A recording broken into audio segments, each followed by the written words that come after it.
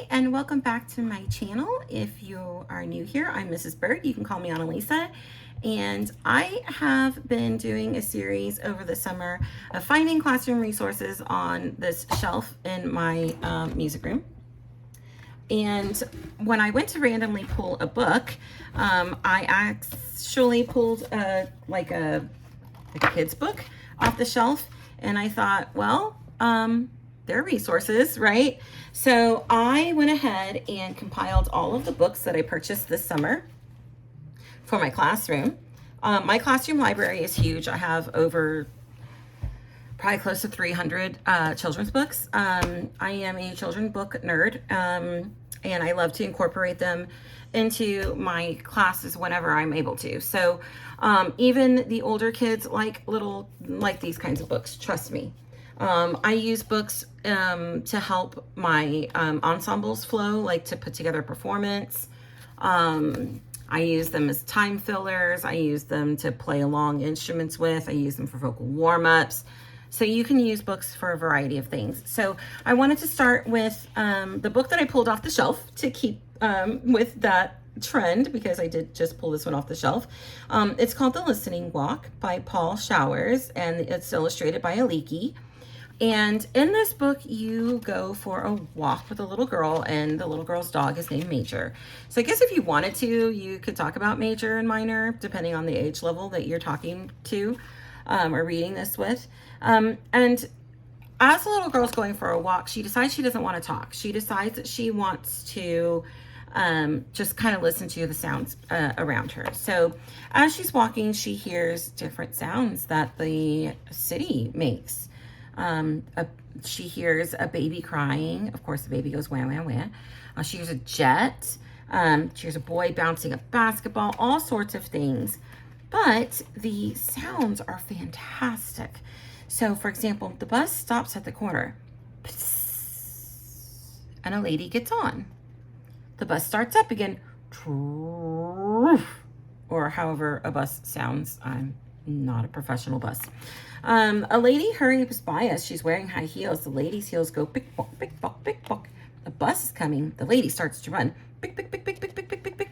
So you can use this book to introduce found sounds, vocal percussion, major, minor, if you really want to go there with the dog's name. But this is a neat book. Again, it's called The Listening Walk by Paul Showers, and the illustrations are by Aliki. And so here starts the books that I bought over the summer. So starting first with an oldie but a goodie. There was an old lady who swallowed some snow. I'm sure you know these books. They are kind of like Rebus stories where they build upon themselves. Of course, you could always sing it to the tune of I Know an Old Lady Who Swallowed a Fly. Sometimes the melody fits, sometimes it doesn't. You might have to tweak it a little bit. But this is the I Know an Old Lady Who Swallowed Some Snow.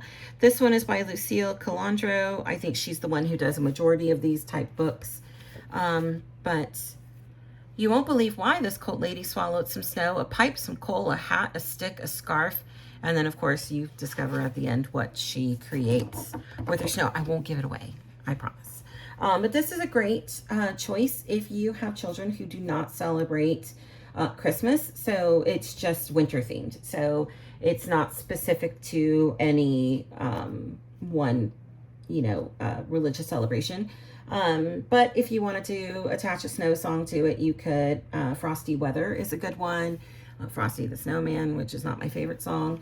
But a good book to have. For some reason, I didn't have it. I don't know why I didn't have it, but I have it now. Another book that I found is a book called Hush. And this is by Minfong Ho. And it is a Taiwanese story, and it's beautiful. It did win a Caldecott Honor Book Award. And in the book, a mom is trying desperately to not only put her baby to sleep, but keep the baby to sleep. And she says periodically, hush, in the story. So you could use this to introduce lullabies. You could use whisper voice You could introduce the different sounds that the animals make. Now, the sounds that the animals make, I believe, are the sounds that they would make in the Taiwanese language. So, for example, in English, a dog goes bow wow, but in Spanish, they go wow wow. Or a rooster, a hen, they cock-a-doodle-doo, kikiri-kitty. So in different languages, they make different sounds. And I'm assuming, I did do a little research, that the sounds that are in this book are Taiwanese. So it says, wee, wee, wee, wee, a small mosquito. Mosquito, mosquito, don't come weeping. Can't you see the baby sleeping? Mosquito, mosquito, don't you cry. My baby's sleeping right nearby. Hush. Who's that peeping on the ceiling? And then you go on to get more and more animals. And then at the end, it's a classic ending of, you know, the mom's trying to sleep. Oh, look at that beautiful baby. So the illustrations are beautiful. I think there's many, many potential uses for this book. I'm excited to try to use this in my classroom. The next book that I got at this summer is called The Very Cranky Bear by Nick Bland. And I like this book because it talks about the emotions of being cranky and grumpy. And his friends try to cheer him up by finding things that they like that cheer them up.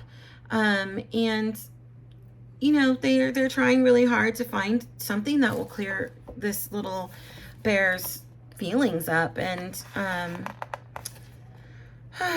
it's at the very end, you know, he just needs a nap. So don't we all just kind of need a nap? So it's a beautiful book. I like it because it talks about emotions. It talks about how you can try to cheer your friends up. So this is a very good social emotional book. It's also, you can sing Grizzly Bear with this book. You could talk about emotion and music. But cute book. Excited to use this one. The next book that I found is Row, Row, Row Your Boat. It is by Jane Cabrera, and the illustrations are really, really beautiful. They're super vivid. The illustrator is not giving credit on the front cover. I wonder if she wrote and I wonder if she illustrated the book. It's just beautiful. The illustrations are gorgeous. But of course, it has the tune, Row, Row, Row Your Boat. So you could, of course, sing. But there is a variety of verses. The music's in the back, which is kind of cool. It does have the chords, so if you want to jam out to some ukulele or guitar, piano along with it. It's beautiful. Could you program this book? Yeah, probably. It's gorgeous. So Row, Row, Row Your Boat by Jane Cabrera. The next book that I found is called This Is the Way We Go to School by Edith Baer. It's illustrated by Steve Bjorkman, and it is how you go to school in different places, not necessarily around the world because there's several places in the United States, but there are other places from other parts of the world. And so there's like a whole list in the back of all the different places. So you could make this like a multicultural thing. You could include some multicultural listening examples. You could just, this is the way we that melody. But it's a cute book, and it's got, you know, several ways to get to school. Like the Staten Island Ferry. That's cool. I didn't realize kids had to ride the Staten Island Ferry to get to school. I learned something new. But horse and buggy rides. So it really does get into different cultures and how they go to school, and, you know, based on where they live. Like this kiddo goes to school in a vaporero, which I am assuming is this handy dandy little boat right here.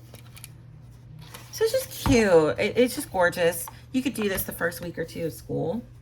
Cute, cute. Looking forward to that book. This next book, I liked it so much. I got two at the exact same bookstore. So I literally bought them both at the same time. Didn't notice. Hello, ADHD. So it's called What a Day It Was at School by Jack Prelutsky. If you don't know Jack Prelutsky, he is a fantastic poet. I have several books by Jack Prelutsky. Let me see if I can grab another one. This one. It's Raining Pigs and Noodles. So this is a compilation of different poems. You can see that I've used a variety of them. This is also a compilation of poems, but they're all about school. So of course my favorite one, I'll read you my favorite one. There are others, but it's called We're Shaking Maracas. And here's the illustrations. And I'll put the poem on the screen. But we're shaking maracas and beating on drums. We're tapping on tables with fingers and thumbs. We jingle our bells and we play tambourines. We rattle our bottles of buttons and beads. We're blowing our whistles and tooting kazoos. We're clanging on cymbals as loud as we choose. We stomp up and down on our floor with our feet. We love making music. The sound is so sweet. So, hello, first day of music class. Cute poem. So it kind of talks about the different things you'll be doing in music class. So I really liked that one. But there's a poem in there for the cafeteria, library, going off field trips. So this would be a great book to pull out and introduce different poems at different times. And they, of course, they have really strong meter and rhyme. So you could, with fourth grade when they do poetry, you could totally pull out some of these. Like I said, I loved it so much, I bought two. So I'll probably gift one to my teaching partner. But love it. Great book. Again, that was What a Day It Was at School by Jack Prelutsky. He's a fantastic poet, children's poet. This next one is Sleep, Black Bear, Sleep. And it is by Jane Yolen. And it's illustrated by Brooke Dyer. Oh, I'm sorry, by Jane Yolen and Heidi Stemple. Sorry, Heidi. And it's illustrated by Brooke Dyer. And of course, you could introduce the song Sleep Baby Sleep while doing this book. You could do Grizzly Bear with this book. You could talk about lullabies with this book. And it's a little bear. He's sleeping. And then a little frog starts to go to sleep, and a snake takes a nap. There's all sorts of little animals in here that take a nap. So of course you could pretend to be that animal. Well, how would that animal move when they're awake? And then, you know, you can put them to sleep at the end of the movement. So many things you could do with this story. It's called Sleep, Black Bear, Sleep, by Jane Yolen and Heidi Stemple. Again, it's illustrated by Brooke Dyer. Cute book. Another book that I found is called Bounce.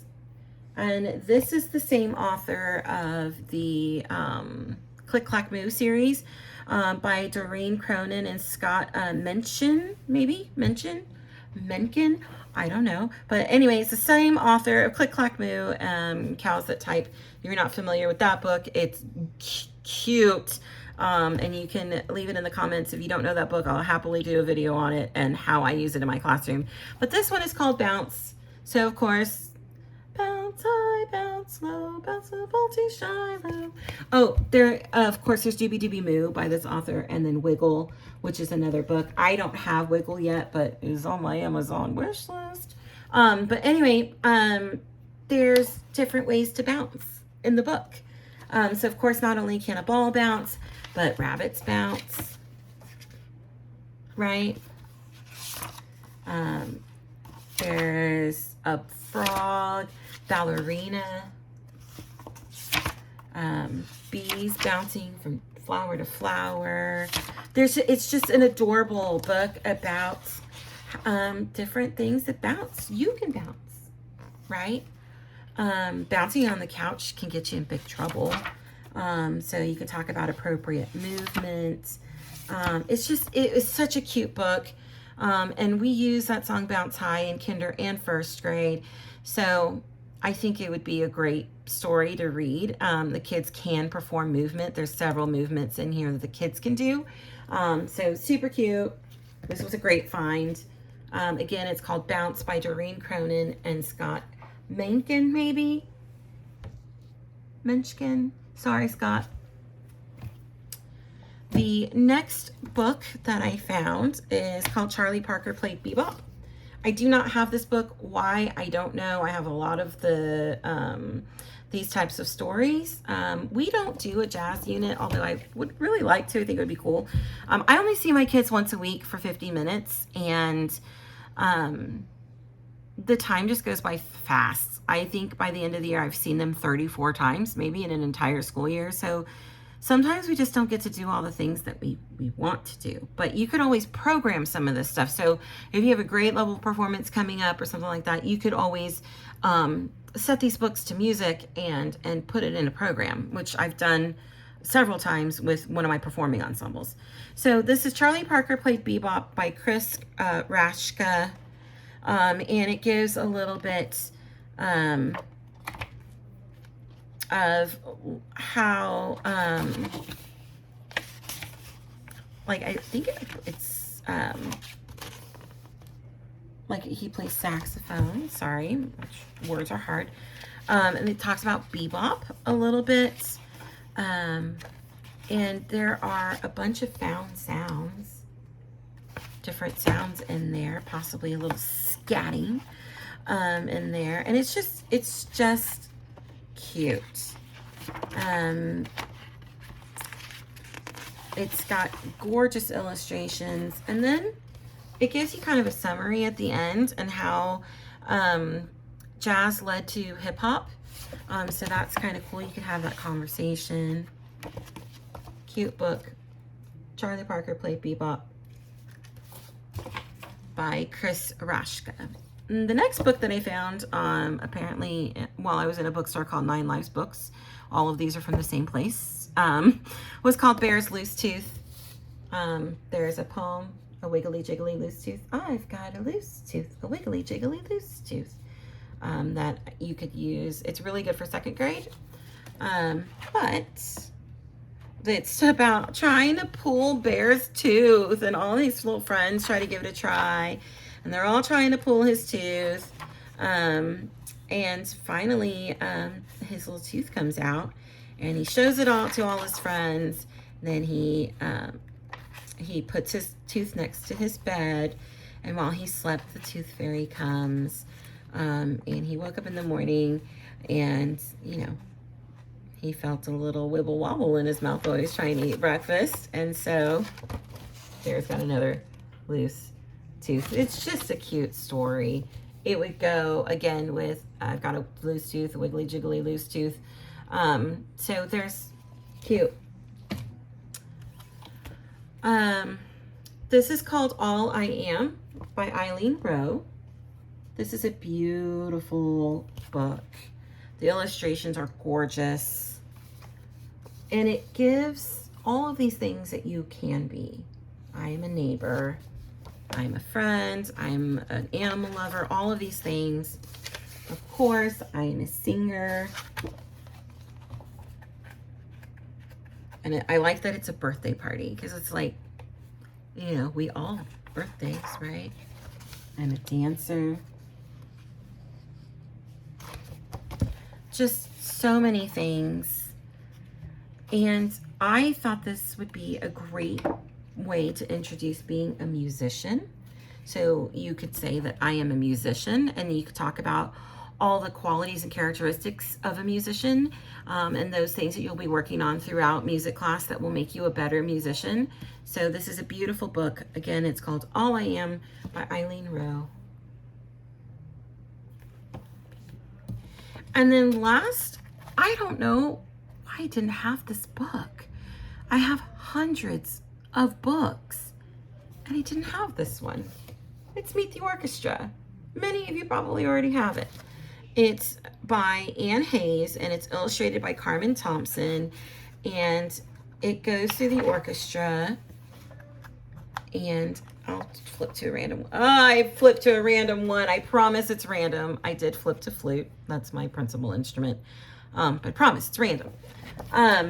But it's gives like a little synopsis of what the instrument is. So I'll read about the flute.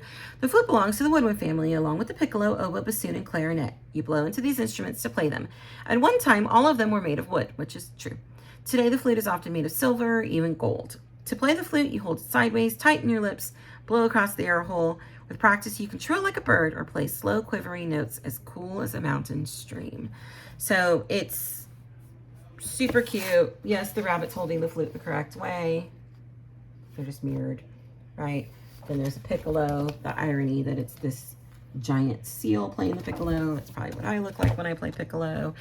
Anywho, but it says the piccolo is the little sister to the flute, loves attention and always gets it. Preach. This tiny flute is so shrill you can't help hearing it. Oh, shrill.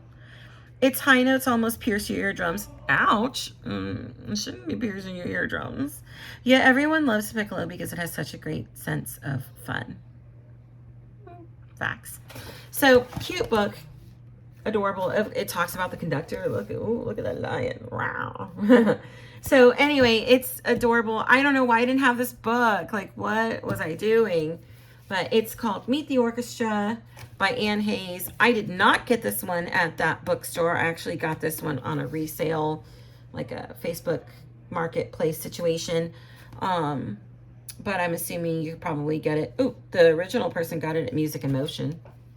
So you probably can still get it at Music in Motion. Probably get it on Amazon. But anyway, I hope you liked all of these books.